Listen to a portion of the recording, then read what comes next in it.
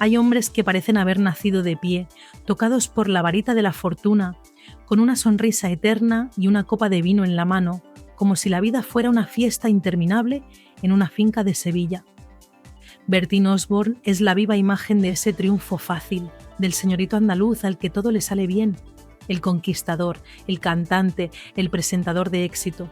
Pero detrás de esa fachada de bronceado perfecto y chistes fáciles se esconde una biografía marcada por la muerte, el dolor más insoportable que un ser humano puede experimentar y una sensación de culpa que le ha perseguido durante casi 50 años.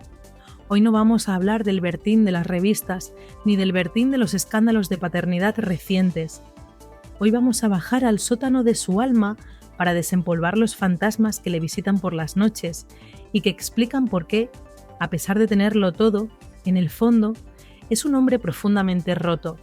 Porque la gente olvida, o quizás nunca supo, que antes de Quique, antes de Fabiola y mucho antes de Gabriela Guillén, hubo un ataúd blanco, un ataúd minúsculo que Bertín tuvo que cargar con sus propias manos y que se llevó para siempre una parte de su corazón que nunca ha vuelto a latir. Hablamos de Cristian, el hijo olvidado, el primogénito, el que debió heredar el imperio y el apellido, pero que solo heredó una tumba prematura. Corría el año 1977 y un jovencísimo Bertín, que acababa de salir de la mili y se creía inmortal, esperaba con ilusión la llegada de su primer hijo junto a Sandra Domecq, la mujer que, según su propia confesión décadas más tarde, fue el único y verdadero amor de su vida. Todo parecía perfecto. El embarazo iba bien, la familia estaba exultante, pero el destino, ese guionista cruel que se ha cebado con los Osborne una y otra vez, tenía preparado un giro macabro. Christian nació con una malformación hepática incompatible con la vida, un fallo en el hígado que convirtió lo que debía ser la mayor alegría de una casa en un velatorio en vida. Imaginad la escena, porque es de una crudeza que hiela la sangre. Un padre de apenas 20 y pocos años, en un pasillo frío del Hospital La Paz de Madrid, sosteniendo en brazos a su hijo recién nacido, mientras los médicos le dicen que no hay nada que hacer, que es cuestión de horas, que se despida. Bertín ha contado, en las raras ocasiones en las que se ha atrevido a abrir esa puerta blindada de su memoria, que su hijo murió literalmente en sus brazos. Sintió cómo se le iba la vida, sintió cómo ese cuerpo pequeño dejaba de respirar pegado a su pecho. ¿Cómo se recupera uno de eso? ¿Cómo vuelves a ser el gracioso de la tele cuando has tenido que enterrar a tu propia sangre antes de que aprendiera a decir papá? Esa tragedia marcó a fuego el carácter de Bertín, le hizo endurecerse, le hizo ponerse una coraza de superficialidad para no tener que enfrentar el abismo de ese recuerdo. Se dice que Sandra Domecq, la madre, nunca se recuperó del todo, que una parte de ella se fue con Christian y que esa pérdida fue el primer clavo en el ataúd de su matrimonio, porque el dolor, a veces, une, pero otras veces crea un silencio tan espeso entre dos personas que se vuelve irrespirable. Pero la maldición de los Osborne no se detuvo ahí. La muerte de Christian fue solo el primer acto de una ópera trágica. Años después, cuando Bertín y Sandra ya habían rehecho sus vidas por separado, pero mantenían una conexión espiritual inquebrantable, la parca volvió a llamar a la puerta. Esta vez no vino a por un niño, vino a por la matriarca. Sandra Domecq, esa mujer de clase, discreta, elegante, la antítesis del famoseo barato, enfermó de cáncer. Fue un proceso devastador, rápido y cruel. Y Bertín, que para entonces ya era el Latin Lover nacional, lo dejó todo. Dejó las giras, dejó las mujeres, dejó la televisión para estar al pie de la cama de la mujer a la que había fallado 1000 veces como marido, pero a la que nunca dejó de amar como compañero. Las imágenes de Bertín en el funeral de Sandra, roto, descompuesto, sujetando a sus hijas que se habían quedado huérfanas de madre demasiado pronto, son el testimonio de un hombre que se da cuenta tarde de lo que realmente importa. Se cuenta en los círculos íntimos de Jerez que Bertín se culpó durante años de la muerte de Sandra, no porque él la causara obviamente, sino por la culpa del tiempo perdido, por todas esas noches de juerga, por todas esas infidelidades que rompieron el matrimonio, por no haber aprovechado cada segundo junto a ella cuando tenían salud y juventud. La muerte de Sandra le dejó huérfano de referencia. Ella era su brújula moral. Ella era la única que le decía las verdades a la cara, la única que no le reía las gracias por ser famoso. Cuando Sandra se fue, Bertín se quedó solo en la cima, rodeado de aduladores, pero sin nadie que le anclara a la tierra, y esa soledad, esa falta de dirección, es la que le ha llevado a cometer los errores que comete hoy, porque en el fondo, cada vez que Bertín busca una mujer joven, cada vez que intenta demostrar su virilidad, lo que está buscando desesperadamente es llenar el vacío inmenso que dejaron Cristian y Sandra, un vacío que no se llena con sexo, ni con dinero, ni con portadas de la revista Hola.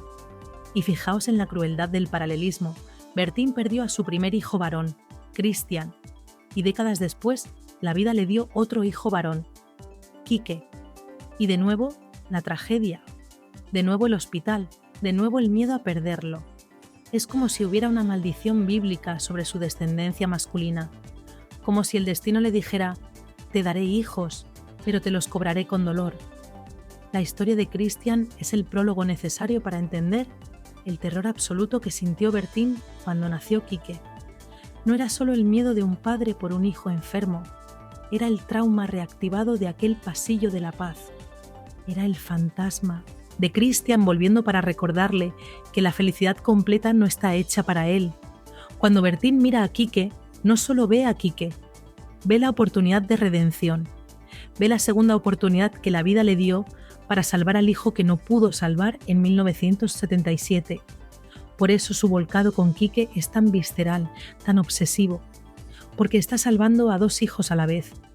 La sociedad española ha sido muy dura con Bertín últimamente, y quizás con razón en muchos aspectos, pero se nos olvida que este hombre camina con dos lápidas a la espalda que pesan toneladas, la lápida de un hijo que no vivió y la lápida de la mujer que le enseñó a amar. Esas tragedias no te justifican, pero te explican. Explican esa huida hacia adelante constante, explican por qué no soporta la soledad, por qué necesita ruido, gente, movimiento, porque si se para, si se queda en silencio en su finca, escucha el llanto del bebé que murió en sus brazos y ve la mirada de despedida de Sandra.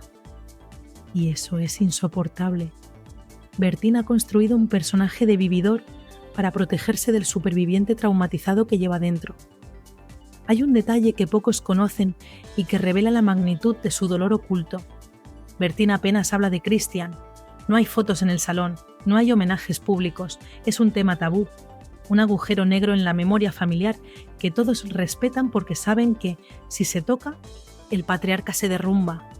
Pero el olvido no cura, solo esconde la infección. Y esa infección emocional ha ido supurando a lo largo de los años, convirtiéndose en esa coraza de dureza, en esa actitud a veces prepotente de «a mí no me afecta nada».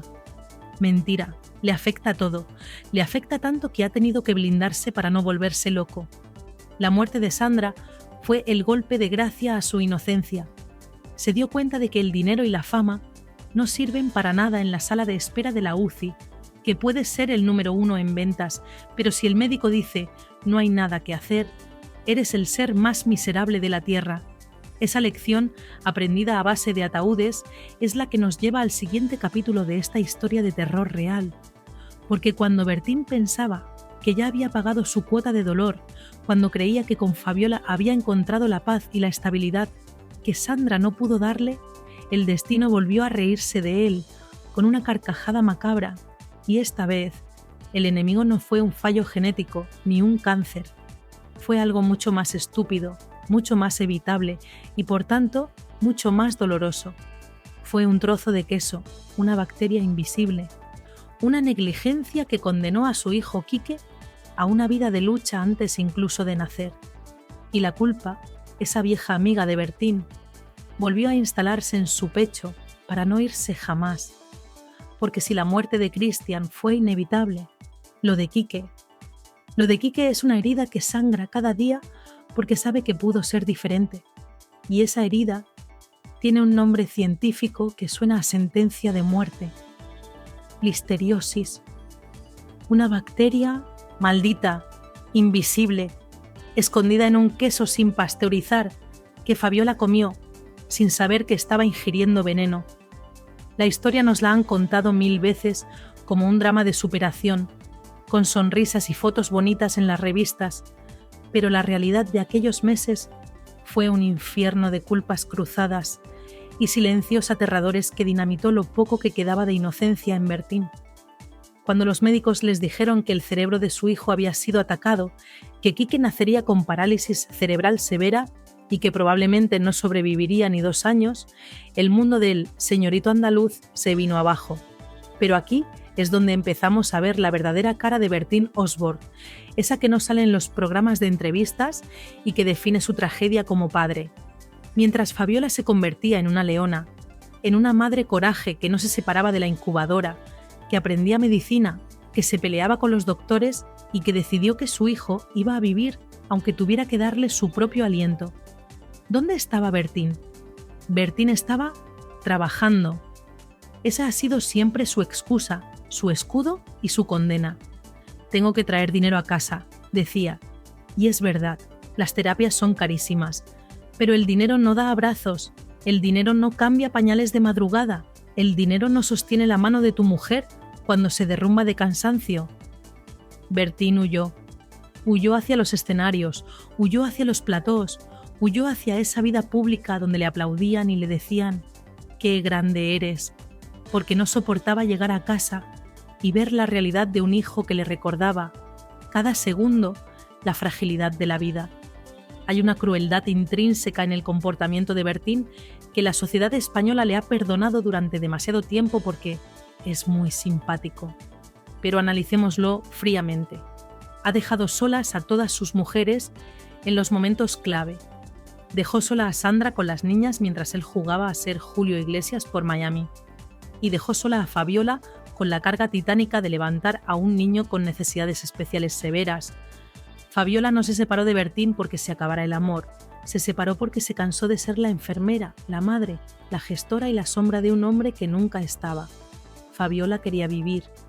Y vivir al lado de Bertín Osborne significa anularte para que él brille.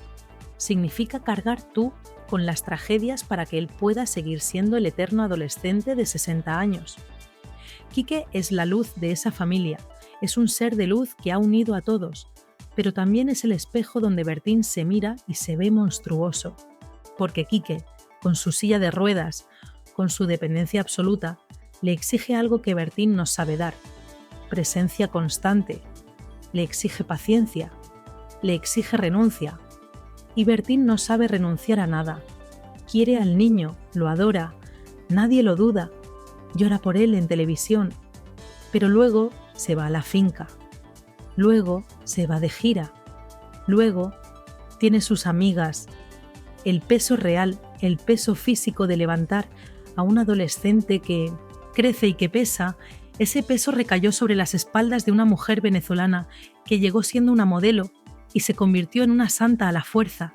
Y cuando esa mujer dijo «hasta aquí», Bertín se hizo la víctima. «No sé qué ha pasado», decía. «Pasó que la dejaste sola, Bertín. Pasó que convertiste tu casa en un hotel donde tú eras el huésped de honor y ella la gerente de tus dramas. Y ahora, mirad la contradicción, mirad la hipocresía que revuelve las tripas. Bertín ha usado la enfermedad de Quique para lavar su imagen, para crear una fundación, para mostrar su lado humano. Mi Quique», dice con la boca llena. Pero mientras presume de padre entregado con Quique, niega al hijo de Gabriela. ¿Cómo se come eso? ¿Cómo puedes tener el corazón tan grande para un hijo y tan helado para otro? La respuesta duele, porque Quique no le exige responsabilidades legales nuevas. Quique ya es parte del pack. Pero el nuevo hijo le exigía cambiar, le exigía frenar, le exigía ser padre de verdad a los 70 años. Y ahí, el egoísmo de Bertín ganó a la sangre. Es fácil ser padre de Quique cuando tienes a Fabiola y a un ejército de cuidadores pagados. Lo difícil es ser padre cuando tienes que levantarte tú a las 3 de la mañana. Y eso, Bertín Osborne no lo ha hecho jamás. La enfermedad de Quique ha sido una escuela de dolor, con operaciones a vida o muerte, con crisis epilépticas que te paran el corazón, con el miedo constante a que una simple gripe se convierta en neumonía. Y en cada una de esas crisis, la que estaba al pie del cañón era Fabiola. Bertín llegaba, se preocupaba, sufría, a su manera, pero siempre tenía una puerta de salida, siempre tenía un compromiso ineludible. Es la ventaja del patriarca. Su dolor es noble, su ausencia es justificada, pero el dolor de la madre es obligatorio y su presencia es esclava. Bertín ha sido un padre ausente, camuflado de padre coraje, un hombre que ha delegado la paternidad en las mujeres de su vida para poder seguir jugando a ser el soltero de oro. Y no olvidemos a sus hijas mayores, Alejandra, Eugenia, Claudia, las niñas que crecieron viendo a su padre en las revistas, pero no en las reuniones del colegio. Ellas también son víctimas de este modelo de paternidad tóxica. Han tenido que madurar a marchas forzadas, han tenido que perdonar lo imperdonable y, sobre todo, han tenido que hacer de madres de su propio padre. Porque Bertín es un niño grande, un niño caprichoso que necesita atención constante. Sus hijas le cuidan, le justifican, le defienden en los platós. ¿Pero quién cuida de ellas? ¿Quién cuidó de ellas cuando su madre murió y su padre estaba muy ocupado, siendo una estrella? Esa deuda emocional es impagable. Y ahora, cuando ven que su padre repite el patrón con un nuevo bebé y una nueva mujer, se les abren las carnes, porque saben la verdad. Saben que su padre no cambia. Saben que el pacto con Gabriela es solo dinero para tapar la ausencia. La misma ausencia que ellas sufrieron, pero con más ceros en el cheque. La figura de Quique, postrado en su silla pero con esa sonrisa que desarma, es el fiscal mudo de Bertín. Quique no puede reprocharle nada con palabras, pero su existencia es un recordatorio constante de la fragilidad que Bertín intenta ignorar. Bertín ha dicho muchas veces que le da pánico que Quique le sobreviva. ¿Qué será de él cuando yo no esté?, dice. Es un miedo real, un miedo humano, pero también es un miedo egoísta, porque lo que realmente le aterra no es solo el bienestar de Quique, sino saber que ha dejado toda la responsabilidad de su cuidado en manos de otros. Si Bertín falta mañana, la carga de Quique caerá sobre Fabiola y sobre sus hermanas. Él se irá, como siempre se ha ido, dejando el problema logístico a las mujeres de su clan. Incluso en la muerte, Bertín planea ser un ausente que delega. Hay un episodio que describe perfectamente esta desconexión con la realidad. Las Navidades. Esas Navidades en la finca que vendían en el «Hola», todos sonriendo, todos guapos. Pero, ¿qué pasaba cuando se apagaban los flashes? Fabiola ha contado que se sentía sola en una casa llena de gente, que Bertín era el anfitrión perfecto para los invitados, pero un marido invisible para ella. Quique necesitaba rutinas, necesitaba calma, necesitaba horarios, y Bertín necesitaba fiesta, necesitaba ruido, necesitaba sentirse el centro de atención. Eran dos mundos colisionando, el mundo del sacrificio y el amor incondicional de Quique y Fabiola, contra el mundo del placer y la superficialidad de Bertín. Y al final, el mundo de Quique ganó porque es más verdad. Pero Bertín no pudo soportar esa verdad. No pudo soportar que su hijo y su mujer fueran los protagonistas morales de la casa y él fuera solo el proveedor. Su ego no lo permitió. La gente adora a Quique porque ven en él la pureza que a su padre le falta. Ven la lucha sin trampa ni cartón. Y cada vez que Bertín sale hablando de Quique, la audiencia se ablanda, le perdona un poco. Quique es su salvoconducto, es su escudo humano contra las críticas. ¿Cómo va a ser mala persona si cuida así de su hijo discapacitado?, dicen. Pero la trampa está ahí. No le cuida a él, le cuida su dinero y le cuida a su exmujer. Bertín visita a Quique, Bertín juega con Quique. Pero Bertín no vive la realidad 24/7 de Quique. Esa medalla no es suya, aunque se la cuelgue cada vez que tiene un micrófono delante. Es la apropiación indebida del mérito ajeno, marca de la casa Osborne. Y ahora, con el escándalo del nuevo hijo, la utilización de Quique se vuelve obscena. Intenta usar su dedicación al hijo enfermo para justificar su rechazo al hijo sano. Ya no tengo edad, dice. Ya he cumplido, dice. ¿Has cumplido? ¿Cuándo? Si nunca has estado, ser padre no es poner la semilla y luego poner la tarjeta de crédito. Ser padre es estar, es educar, es sufrir. Y Bertín Osborne, el gran macho ibérico, ha demostrado ser un cobarde emocional, incapaz de afrontar la paternidad si no es desde la comodidad de la distancia o delegando en una mujer abnegada. Quique, con su silencio, le está dando la mayor lección de vida, que el amor es presencia, no transferencia bancaria, y esa lección, me temo, Bertín se va a morir sin aprenderla. Pero la tragedia no acaba aquí, porque si pensáis que la muerte de Cristian y la enfermedad de Quique son las únicas sombras, no conocéis la historia oculta de las mujeres que pasaron por su vida y fueron silenciadas. Mujeres que no tuvieron la fuerza de Fabiola ni la clase de Sandra. Mujeres que fueron juguetes rotos en manos de un hombre que coleccionaba conquistas para tapar su vacío. Y hay un nombre prohibido que nunca se menciona en los documentales oficiales, que podría ser la clave definitiva para entender la maldición de Bertín. Una historia de los años 80, oscura, turbia, que conecta con sus adicciones pasadas y con una vida al límite que casi le cuesta la carrera. Porque Bertín no siempre fue el presentador amable de «Mi casa es la tuya».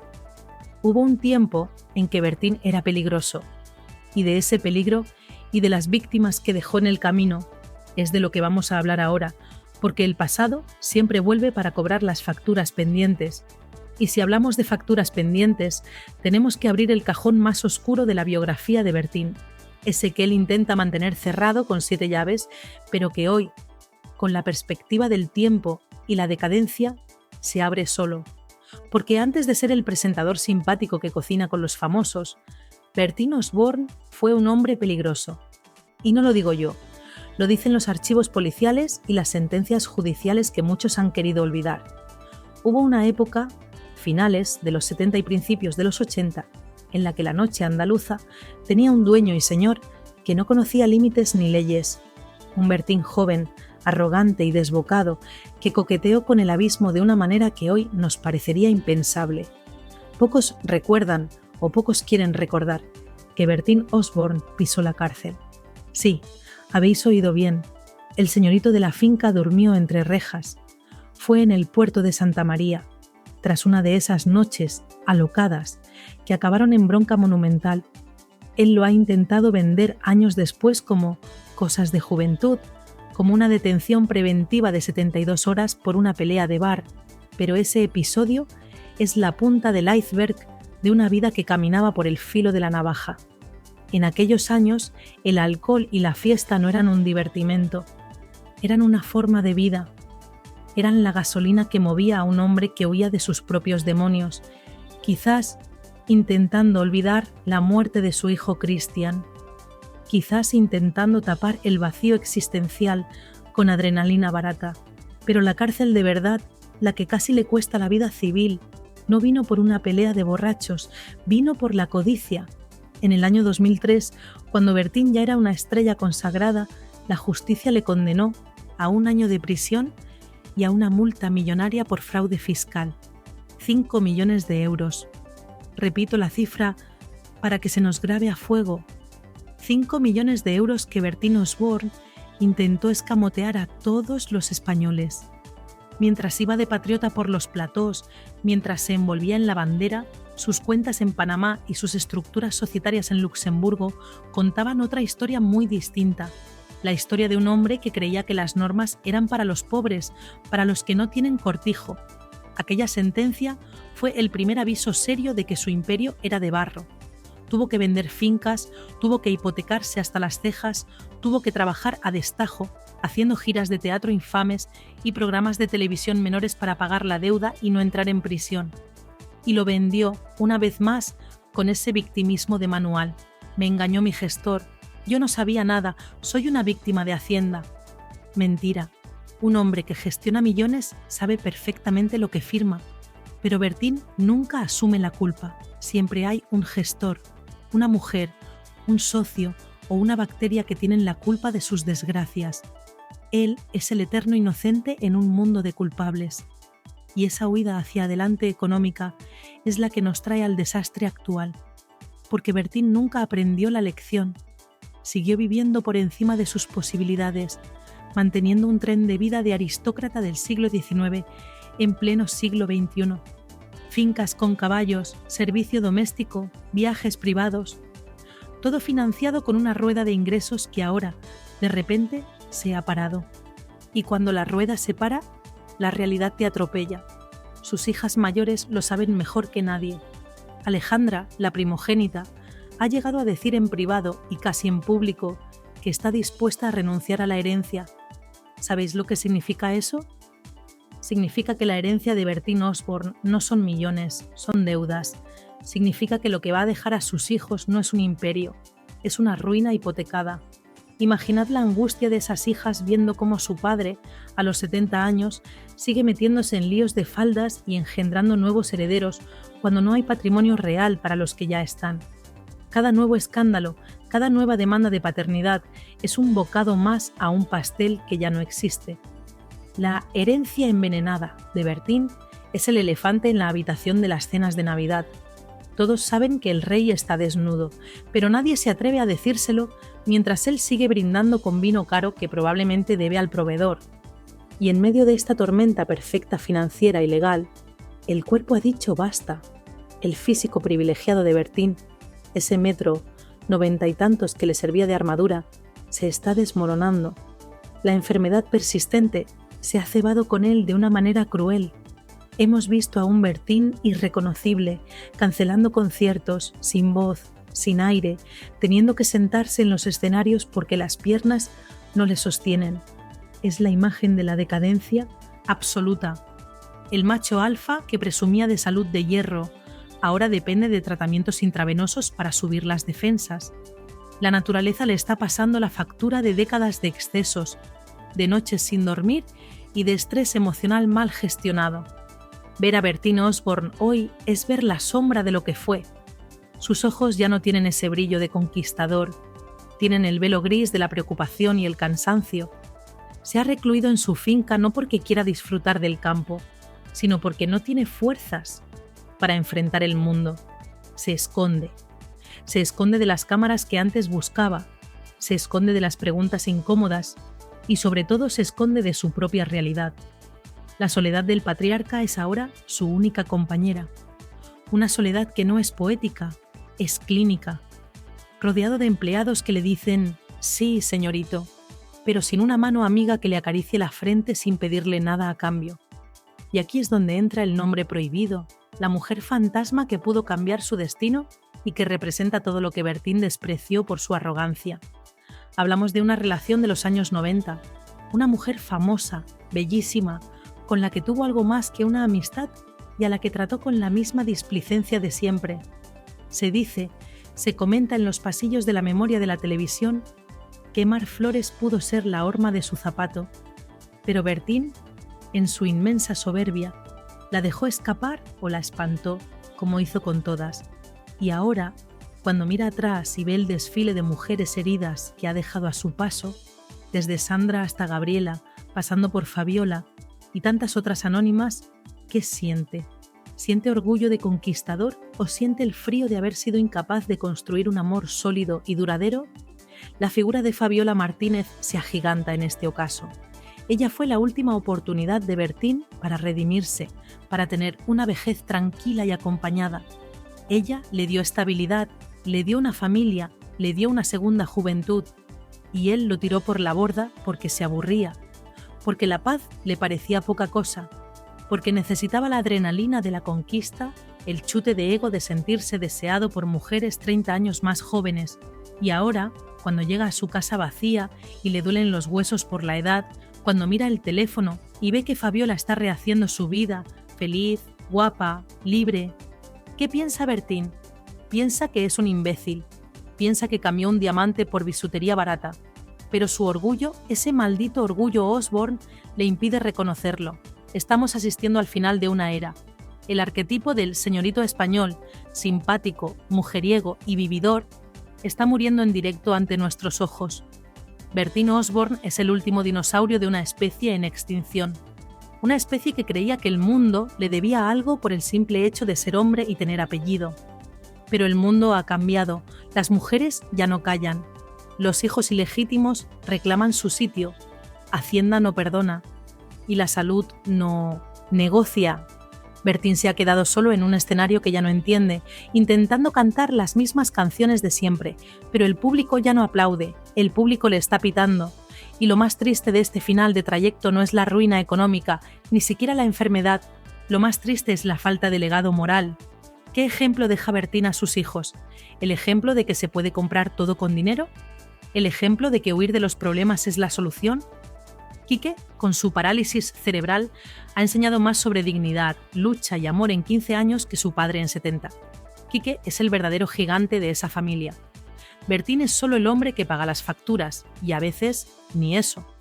La historia recordará a Bertín Osborne no por sus discos de rancheras, sino como el hombre que tuvo todas las oportunidades del mundo para ser feliz y eligió, consciente y repetidamente, el camino del egoísmo que lleva a la soledad. Quiero terminar este vídeo con una reflexión brutal pero necesaria. Mirad bien a Bertín Osborne. Mirad sus últimas fotos. No veáis al famoso. Ved al hombre. Ved el miedo en su mirada. El miedo a morir solo. El miedo a que, cuando llegue el final, que llegará para todos, no haya nadie a su lado que le quiera de verdad, gratis, por ser Bertín y no por ser Osborne. Ese es el verdadero castigo que la vida le tenía reservado. No la cárcel, no la multa de Hacienda. El castigo es la indiferencia de los que una vez le amaron. Sandra se fue. Fabiola se fue. Sus hijas tienen su vida. Y él se queda solo en su mansión, rodeado de fantasmas del pasado, escuchando el eco de sus propias mentiras. Es un final de tragedia griega para un hombre que se creía el rey de la comedia. Y vosotros, mis queridas amigas, que habéis visto tantas vidas y conocéis el paño, ¿qué sentís ahora por él? ¿Sentís pena por el viejo león que ya no ruge? ¿O sentís que se merece cada gramo de soledad que está bebiendo? Quiero que me lo digáis en los comentarios, sin filtros, como lo haría una madre o una abuela que ve las cosas claras. Escribidme, ¿pena o justicia? Vamos a dictar sentencia sobre la vida de un hombre que lo tuvo todo y lo perdió por no saber valorar lo que de verdad importa, el amor leal de una buena mujer y el respeto de los hijos. Suscribiros al canal, porque esto no acaba aquí. La caída de Bertín Osborne es lenta, pero inexorable, y vamos a estar aquí para contar cada paso de este descenso a los infiernos. Porque al final, la verdad siempre sale a la luz. Y la verdad de Bertín Osborne es mucho más oscura y triste de lo que jamás imaginasteis. Nos vemos en el próximo vídeo, donde seguiremos destapando las mentiras de los intocables. Hasta entonces, cuidaos mucho y no dejéis que nadie os venda humo.